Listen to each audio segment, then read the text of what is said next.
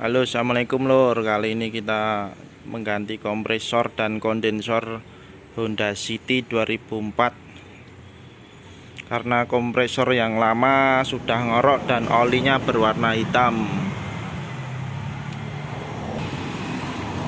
Ini kondensor yang baru. Ini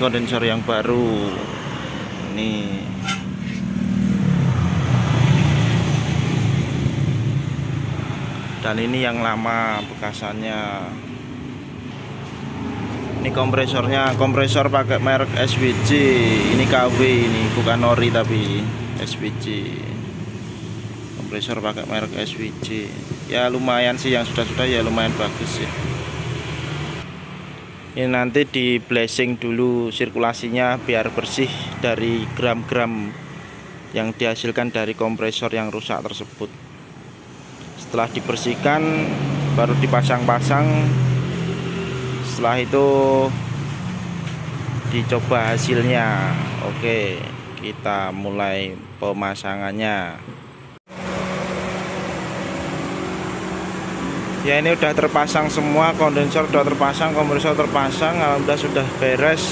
Tinggal masang bumper aja nanti ini. Ini kondensornya sudah terpasang. Udah pasang lapi. Kompresor juga sudah.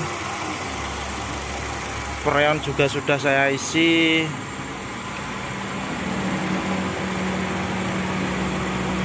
Mencapai 7,4 derajat Celcius.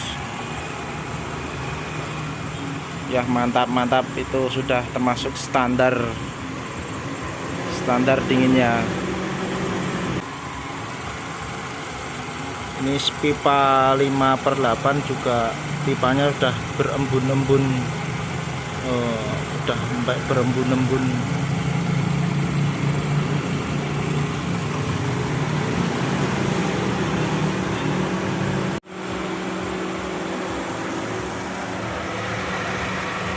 Itu kompresornya itu. Ini posisinya kompresor jalan.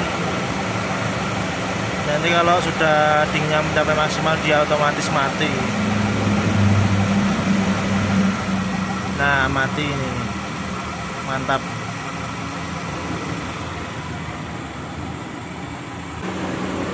Ya, cukup sekian video kali ini mengganti kompresor Honda City 2004.